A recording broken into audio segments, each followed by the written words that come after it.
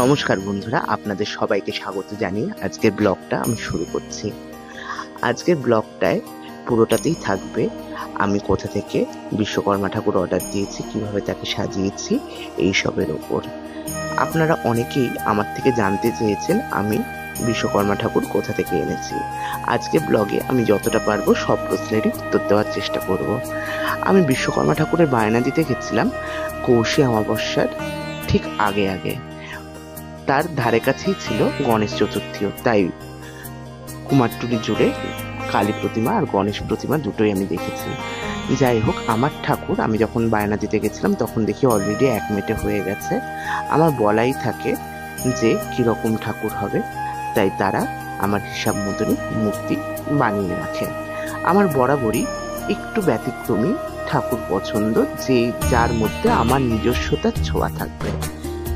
বিশ্বকর্মা ঠাকুর তো গতানুগতিক সবাই আমরা দেখে থাকি, কিন্তু আমি আমার ঠাকুর কিছুটা ভিন্ন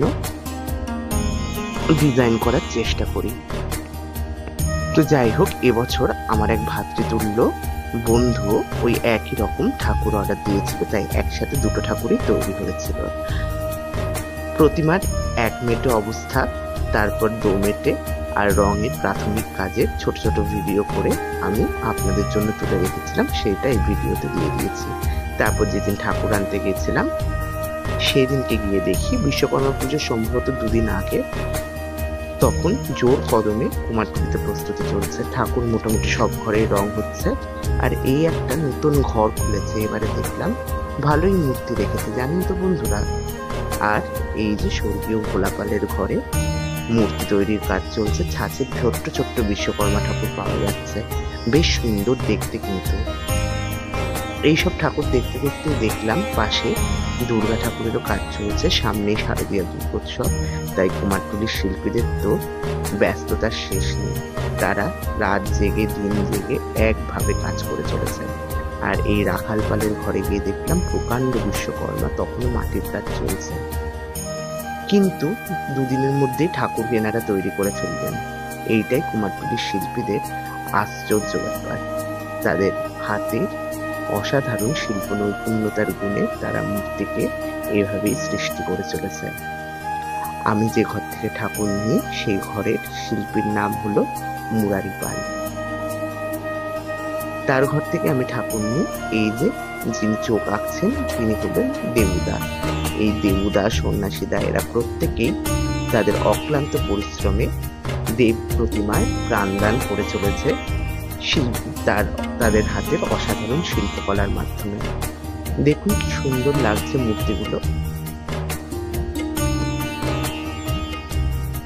এরই মধ্যে কিছুটা ভিডিও রেখেছি আপনাদের জন্য। এখানে দেবশিল্পীর চক্ষুদান পর্ব চলছে, দেখুন বন্ধুরা কিভাবে চক্ষুদান করছে।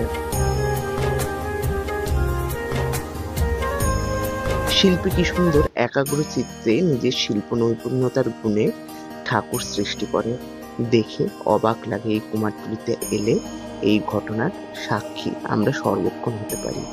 আর ইনি হলেন সন্ন্যাসীদা, আমার ঠাকুর যত্নের সাথে গাড়ি অবধি পৌঁছে দিচ্ছেন। এই হলো আমার ঠাকুর। প্রাথমিক অবস্থায় আমি এইভাবেই ঠাকুরটা নিয়ে আসি, তারপর নিজে বাড়িতে নিজের হাতে ঠাকুর সাজিয়ে নিই। ঠাকুরকে ধুতিটা যেভাবে মাটির ঠাকুরদের কাপড় পরায় সেভাবেই পরিয়ে নিচ্ছিলাম। তবে আমার খুব সাদামাটা ঠাকুরই পছন্দ, বেশি রং চঙে জরির কাজের কাপড় আমি খুব বিশেষ একখানা পছন্দ করি না, তাই বাড়িতে এনে নর্মাল সাধারণ যে ধুতি, ইঞ্চিপারের ধুতি আমি পরিয়ে নিয়েছিলাম। সেই ধুতি পরানোর ভিডিওটা ছোট্ট ছোট্ট করে আপনাদের জন্য রেখেছি, যাতে আপনাদের সাথে ভাগ করতে পারি। ধুতি পরানো হয়ে গেলে কোমরের কাছটায় কাপড় পেঁচিয়ে একখানা কোমর বন্ধনীর মতন বেঁধে দিয়েছিলাম, তাতে কিছুই না, দেখতে খুব আলাদা রকম লাগে। আমার ঠাকুর সাজানো আপনাদের কিরকম লেগেছিল অবশ্যই কিন্তু কমেন্ট করে জানাতে ভুলবেন না। আপনাদের কমেন্ট করতে আমার খুব ভালো লাগে, আপনাদের কমেন্টগুলো আমার কাছে কিন্তু খুবই মূল্যবান। যাই হোক, এই দেখুন বন্ধুরা, কোমরে কিন্তু এই কাপড়টাকে পেঁচিয়ে দেওয়াতে বেশ অন্যরকম লাগছে। তারপর ঠাকুরের গায়ে উপবীত দিয়ে তারপর উত্তরীয়টা পরিয়ে নিয়েছিলাম। উত্তরীয়টা এবারে এভাবেই পরিয়েছিলাম। তারপর ঠাকুরের গোঁফ করে মাথায় রামমোহন টুপি বানিয়ে নিয়েছিলাম। তারপর দেখি ঠাকুরের নখগুলো করা নেই, তাই জন্য নিজেই বাড়িতে বসে বসে নখগুলো রং করে নিয়েছি। দেখুন বন্ধুরা কিরকম লাগছে। তারপরে গলায় পরিয়ে দিয়েছিলাম একখানা শোলার সাবেকি মালা। এই মালাটা আমি প্রত্যেকবারই পরাই। নিচের বেদিটায় সাদা রং করে এনেছিলাম, জায়গাটা ফাঁকা ফাঁকা লাগছিল, তাই নিজেই ডিজাইন এঁকে দিচ্ছিলাম। কিছুই না, খুব সাধারণভাবেই একখানা ডিজাইন এঁকে নিয়েছি। আমার ইউটিউব চ্যানেলের অনেক বন্ধুরাই আমার থেকে নানান রকম জিনিস জানতে চেয়েছে, যেমন ঘরোয়া উপায়ে কিভাবে কালী পূজা করব, কিংবা আমি নিত্য পুজো কিভাবে করি, কিংবা অভিষেকের থালা কি করে সাজাই, এইসব সংক্রান্ত সব ভিডিওই ধীরে ধীরে আপনাদের জন্য করবার চেষ্টা করব।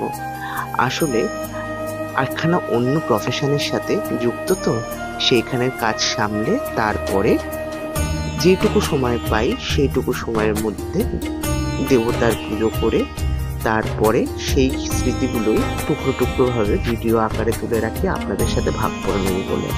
তাই জন্য খুব তাড়াতাড়ি আপনাদের আবদারগুলো মেটাতে পারি না, কিন্তু আমি চেষ্টা করি যতটা সম্ভব ততটা আপনাদের যে আবদারগুলো ছোট্ট ছোট্ট আবদার করেছেন সেইগুলো মিটিয়ে দেওয়ার। এই দেখুন বন্ধুরা, আপনাদের সাথে গল্প করতে করতে কি সুন্দর বেদিটাও প্রায় আমার আঁকা হয়ে গেছে। আমি যতটা পারবো খুব তাড়াতাড়ি আপনাদের পছন্দ মতন আপনাদের আবদার অনুযায়ী ভিডিওগুলো দেওয়ার চেষ্টা করব। যাই হোক, আঁকাটা আমার হয়ে গেছে। দেখুন বন্ধুরা, আঁকার পর কিন্তু আমার বেশ ভালোই লেগেছিল। আপনাদের কার কিরকম লাগেছে অবশ্যই জানাবেন। মাথায় একখানা বাঘ কলকার, গলায় সীতাহার পরিয়ে মোটামুটি ঠাকুর রেডি করে ফেলেছি।